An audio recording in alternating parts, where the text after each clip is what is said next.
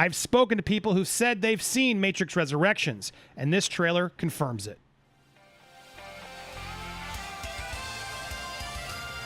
Welcome to Popcorn Planet. I am Andy Signor, and if you're wondering what's going on in this new Matrix Resurrections trailer, I am going to break down some of it for you. Now, before I get into spoilers, because there will be spoilers, I do want to start here sort of with what I really enjoyed at the beginning shot, is only reaffirming how the trilogy ended. Now, for those of you who don't remember how Matrix Revolutions ended, the architect and the Oracle had a conversation about this truce, this peace. How long will this peace last, do you think? And she says, as long as, as we can make it. She then asks, what about the people who want to be freed from the Matrix? Will you free them? And he says, you have my word, yes. How can I trust you? And he makes that line, what do you think, I'm human? Implying that, look, a computer's not going to lie. They're not as emotional as humans are. But clearly implying to more coming as the Oracle accepts this win, then reconnects. I forget who the character is here, who I believe we also are seeing in the trailer. Remind me in the chat, guys. Sorry, who the name of this one. But, she made this for Neo. We have this moment here. When you look at the city skyscape, it's more sort of different colors. There's a different tone to the world that the Oracle says, oh, I know he'd be very proud. This world that we see at the end of Revolutions seemingly is the world that we're getting some tones of in the trailer right out the gate. So I do appreciate that while some people are like, this is a hard reboot, they're being clever in making this a sequel, but a rebooted sequel. They are able, because it's the Matrix, to use some of their Matrix tricks to reskin people, etc., to justify why certain actors aren't here and why the world looks the way it is. That's the first thing I sort of want to explain before we get into the spoiler territory of what's actually happening in this trailer. So if you didn't like the trilogy, look, I really didn't like part 3. It just got too full of itself. I wanted more in the Matrix, and I didn't really care as much about Zion, and I feel like that's where it lost me. Part 2, Reloaded, definitely had some heady parts, but there were still some really cool sequences. The Burly Brawl is a great sequence. It just needed to be rendered longer. They've mentioned the fact that scene where he fights all the Agent Smiths, there was no possible way to have enough time. They would have needed years. In fact, it would have been fascinating, because if they had kept rendering from that time till now, we'd have a damn realistic looking fight there that would look sick. I wish Warner Brothers would just have it render somewhere and eventually release a new 4K rendered. Why don't movies do that? Go back and re-render the effects you did to today's standards and quality, and you'd be amazed how much better a lot of it would just be without feeling like Lucasfilm. Like when you look at the special editions of Star Wars, like the CGI just wasn't that good. And so it looks fake compared to all the real stuff. And that's why those special editions were awful. But if you were able to redo a film like The Matrix, which is already pretty much a 4K movie, with the technology re-rendering the effects, you could have an amazing sort of updated look to the film that would just be like, whoa, what's going on? In fact, I wonder if someday the studios will wise up and start releasing those on streaming or 4K editions, remastered editions, what have you, which would be kind of cool to see. All right, now breaking down the trailer of what we see now, I am going to start getting into some spoiler territory. So if you don't want to be spoiled, you can hang out a little bit longer. I'll be more broad. I'll warn you before I get into heavy spoilers. But here we are. I'm going to be doing sort of start and pause, because I know, especially when we talk about spoiler plot points, Warner Brothers gets very litigious. But I love that we see the cat, Deja Vu. Very fitting, given that Keanu is clearly having deja vu here. He's very triggered as the sort of therapist here. I think he's called the mechanic or something in the film. There is more to this character, as I assume, figured, to Neil Patrick Harris's character here, to reveal more of what's going on in the film. In fact, all right, let's just unveil. Spoiler, full spoiler warning. You've been warned. Dip out if you don't want spoilers. But let me sort of get into this. So, yes, this character, I got the vibe from the trailer alone, but this character is allegedly a villain in the film, keeping Neo under through therapy sessions, trying to keep him tricked to not know who he really is. It seems like that's pretty clear. That's what I would have gotten regardless of whether I knew or not. But clearly there's more to this character that you will discover of someone involved in keeping him under this Matrix guise, keeping notes and trying to sort of check in on his progress of things as he talks about these dreams he's having. The dreams he's having are here. Let's watch this sequence in sort of frame by frame because there's some really cool visuals here. You can see in moments even in this and throughout the trailer of Neo learning how to become the One again. Now, this is very telling because this shot right here, which we see in just very quick frames, sure looks like, you know, the machines have gotten a version of Neo that they are experimenting on or keeping him under or figuring out a way to sort of keep him under this guise. Now, at the end of the movie, we never really saw where he went exactly, what happened, where did the body go. It implied that he was sort of obviously destroyed, sacrificed himself for the greater good, but clearly more happened there that we will figure out. He's clearly back under the spell of the Matrix. Maybe they're trying to see if they can keep him locked in there so they can get back to what they were doing. Because if you remember, at the end of Matrix Revolutions, the architect was not keen on keeping this peace, but agreed to it begrudgingly. So all of this does relatively make sense. Now, here we go. There's the first flash of who seemingly is a new Morpheus. And yes, I'm told it is. It's a reskin or a remorph. They do address this sort of skinning of a new body that they've taken while it is the same character. Agent Smith and Morpheus both have this same thing happening in the film. Now, we got some cool sort of effects, some more Neo learning what it is. The interesting shot there of sort of revisiting Trinity at the desk, seemingly. These quick shots are very telling. There it is. This is straight out of Matrix 1. He's having these dreams. He's not sure what's going on. Well, the trailer does later show him in his regular world, confused by things. Here, I'm trying to zoom ahead. Here it is. I love this shot with him with the duck on his head. It's great. This is great. Probably one of my favorite shots in the trailer. But here we have Neo sort of back in, wondering what's real, what's not. And he meets Trinity in this coffee shop. This is also confirmed based off of a lot of the sources I've spoken about. They keep running into each other in this coffee shop. And there she is. And they don't know who they are. But there's clearly there's something more to it. There's a feeling. And the key to the movie is them reuniting Neo and Trinity so they can... She's the key in this movie to reigniting him, to waken him, to begin, the next process of the One being born. And I'll be honest, that concept doesn't bother me so much. It's going to be just like the first Matrix. And I hope they do some really cool Matrix sequences and stuff like that. But once Neo becomes the One, it's sort of like, all right, well, then he can beat everybody again. And the movie's sort of over. So that's always what sort of worried me about this. But the ending of this film, I really want to tell you the ending too. I'll tell you at the very end of this video. I'll tell you at the very end of this video. But that way you can have this full ending. But there they are meeting. There's something special. They know there's something there. Have we met before? Here we have him taking blue pills. Interesting that they're literally just now having him take the blue pills while in the Matrix, because he never really had to do that in the first one. It was sort of like, take this blue pill and you'll just go back to the way you were. Take this red and forget it. Or red pill, you will come out of the Matrix. So now he's being fed blue pills constantly, I guess, to continuously reboot him or keep him on a drugged out so he doesn't know what's going on. He's clearly having struggling with what's going on. The memories and things keep coming through to him. Here he is sort of checking out these birds, and you can just tell there's a lot of confusion by him. So here he is in a world like we all are, looking at the mirror above him, in an elevator, watching everybody sort of just zoned out on phones, which is kind of a cool way to think of the Matrix. The Matrix introducing all these phones, which wasn't as prevalent back in the 90s. All the technology is just even worse than it was back in 1999. Of everyone is just zoned out into the Matrix. He's out there just sort of looking above it all, like, what's going on? Where am I? This is a very fitting scene. Now, this is all part of his new persona because Keanu is a game developer at a Warner Brothers game firm where the Matrix does exist. the Matrix, the events of the Matrix are all in this game, sort of in justifying why Neo has these memories, it seems.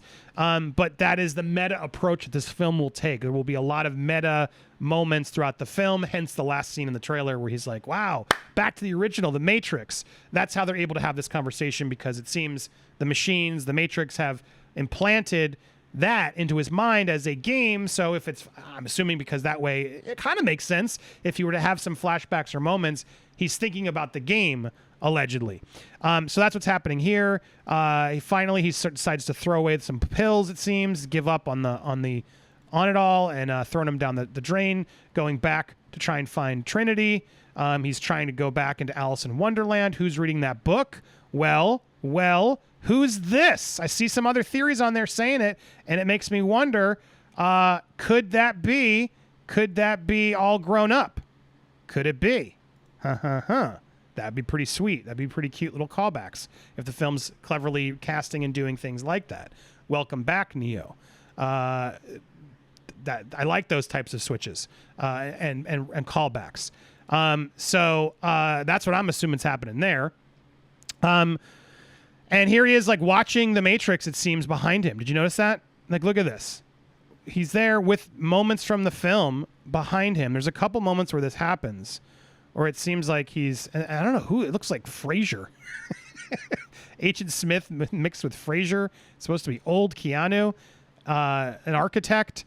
I can't figure out what's going on there, but that's a very weird moment where he sort of remorphs his skin. Maybe he's seeing that too. Is there a certain point in the film where he's able to change himself as well? It seems like this is the same scene where he meets the Morpheus character of this film.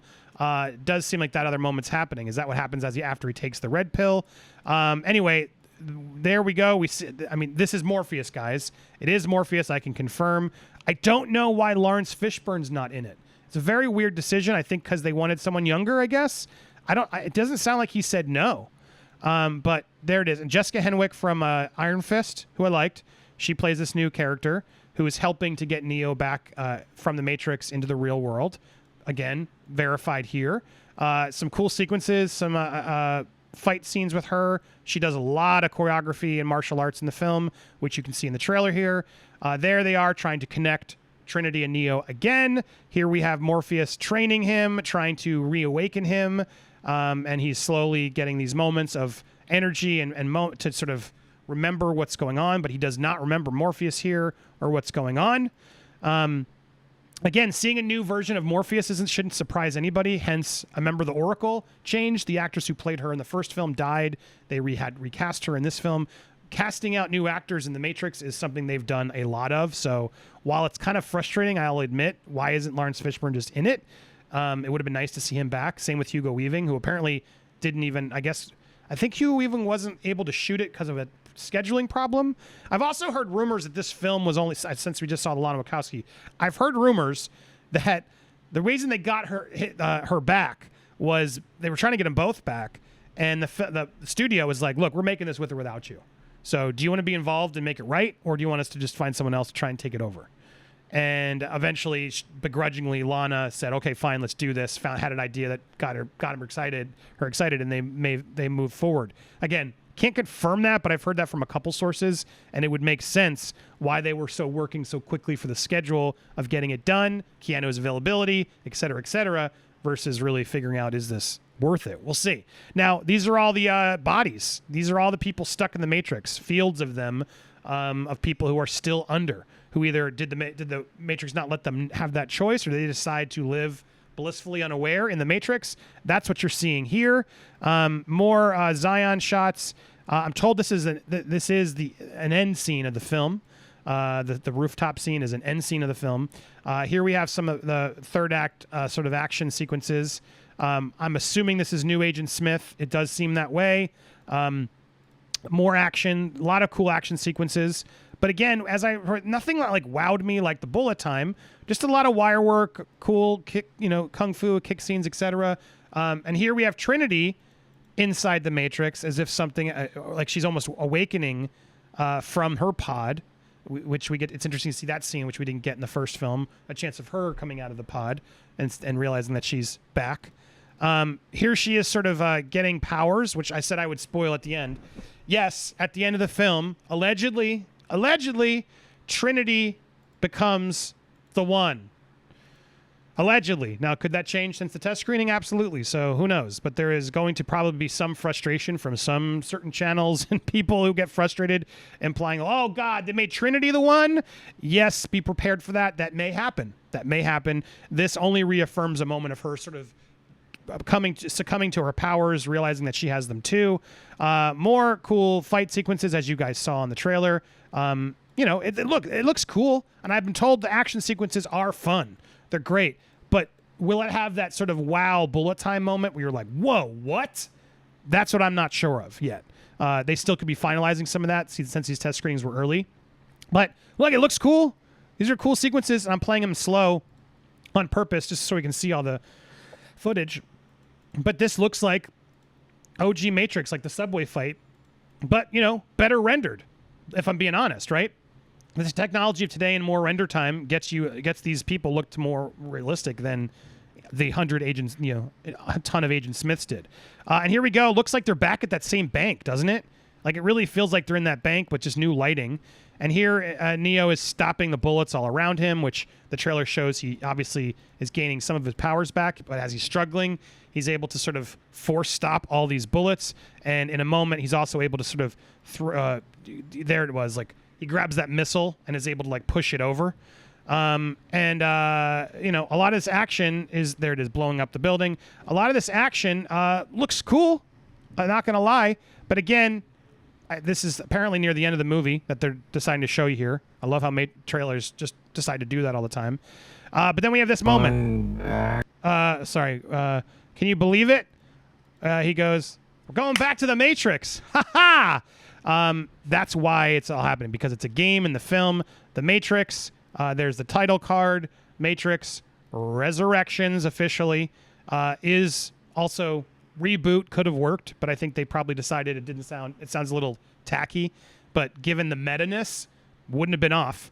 The thing they did add, since I've seen this trailer last at CinemaCon, is that it's on HBO Max in addition to theaters. Look, I think this is a massive, massive mistake on Warner Brothers. I know a lot of people are indifferent on this film still. Doesn't hold the same weight after the sequels. There are a lot of people who are like, don't care. They lost me after part 2 and 3.